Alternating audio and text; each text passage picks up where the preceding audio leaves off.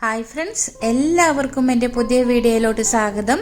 ഇന്ന് ഞാൻ വന്നിട്ടുള്ളത് ഒരു ഫിഷ് ഫ്രൈൻ്റെ റെസിപ്പിയുമായിട്ടാണ് കേട്ടോ. ഈ ഒരു ഫിഷ് ഫ്രൈ ഉണ്ടെങ്കിൽ ചോറിലേക്ക് വേറെ കറികളുടെ ഒന്നും ആവശ്യമില്ല. അത്രയ്ക്ക് ടേസ്റ്റാണ്. ഇപ്പോൾ വൈറലായി കൊണ്ടിരിക്കുന്ന ഈ ഫിഷ് ഫ്രൈയെ നിങ്ങൾ എല്ലാവരും തയ്യാറാക്കി നോക്കണം. അത്രയ്ക്ക് ടേസ്റ്റാണ്, വളരെ സിമ്പിളാണ്. എന്നാൽ നമുക്ക് വീഡിയോയിലോട്ട് പോകാം.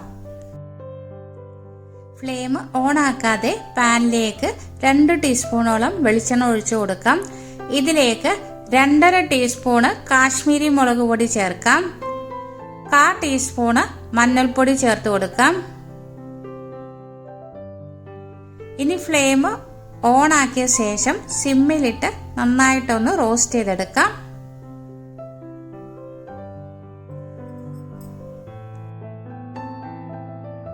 ഇനി ഇതിലേക്ക് 1.5 ടീസ്പൂണോളം ഇഞ്ചി വെളുത്തുള്ളി പേസ്റ്റ് ചേർത്ത് കൊടുക്കാം. ഇത് നന്നായിട്ടൊന്ന് റോസ്റ്റ് ചെയ്തെടുക്കാം.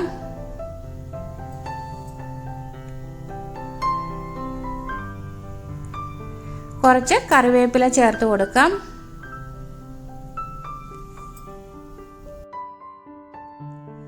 ആവശ്യത്തിനുള്ള ഉപ്പ് ചേർത്ത് കൊടുക്കാം. 2 ടീസ്പൂണോളം ചില്ലി ഫ്ലേക്സ് ചേർത്ത് കൊടുക്കാം. നന്നായിട്ട് എല്ലാം കൂടി മിക്സ് ചെയ്തെടുക്കാം. ഇനി കുറച്ച് വാളൻപുളി വെള്ളത്തിൽ ഇട്ട് വെച്ചിട്ടുണ്ടായിരുന്നു. പുളിവെള്ളം കൂടി ഇതിലേക്ക് ഒഴിച്ചു കൊടുക്കാം. ഏകദേശം 1/4 കപ്പ് പുളിവെള്ളം ഒഴിച്ചിട്ടുണ്ടാവും. എല്ലാം കൂടി നന്നായിട്ട് യോജിപ്പിച്ചെടുക്കാം.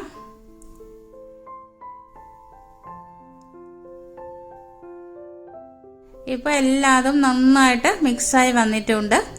ഇനി ഇതിലേക്ക് നമ്മൾ ഏത് മീനാണ് ഫ്രൈ ചെയ്യാൻ ഉദ്ദേശിക്കുന്നത് ആ മീന് വെച്ച് കൊടുക്കാം.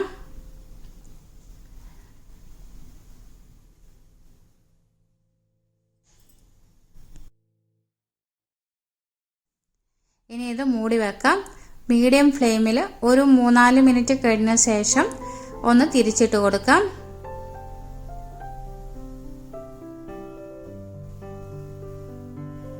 ഇങ്ങനെ ഫ്രൈ ചെയ്തെടുക്കുമ്പോൾ ഒരു പ്രത്യേക ടേസ്റ്റാണ് കേട്ടോ. നിങ്ങളെല്ലാവരും ഇങ്ങനെ ഒന്ന് റെഡിയാക്കി നോക്കണം കേട്ടോ.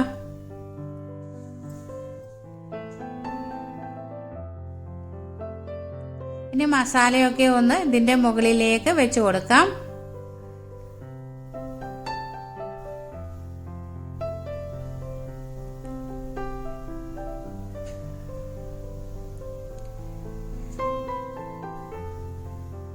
ഇനി ഒന്നും കൂടി മൂടി വെച്ച് ഒരു 3-4 മിനിറ്റ് നേരം വേവിച്ചെടുക്കാം.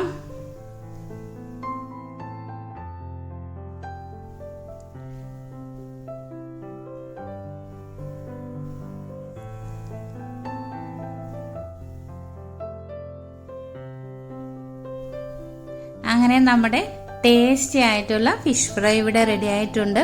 ചോറിൻ്റെ കൂടെ നമുക്ക് കറിയുടെ ഒന്നും ആവശ്യമില്ല. ഈ ഫിഷ് ഫ്രൈ മാത്രം മതി. നിങ്ങളെല്ലാവരും ഈ ഒരു ഫ്രൈ റെഡിയാക്കി നോക്കിയിട്ട് ഇഷ്ടപ്പെടുകയാണെങ്കിൽ ലൈക്ക് ചെയ്യാനും നിങ്ങളുടെ ഫ്രണ്ട്സിനും റിലേറ്റീവ്സിനും ഒക്കെ ഷെയർ ചെയ്ത് കൊടുക്കാനും മറക്കരുത്. പുതുതായി ഏതെങ്കിലും കൂട്ടുകാർ ചാനൽ കാണുന്നുണ്ടെങ്കിൽ ചാനലിനെ സപ്പോർട്ട് ചെയ്ത് സബ് ചെയ്യാനും കൂടി മറന്നു പോകരുത്.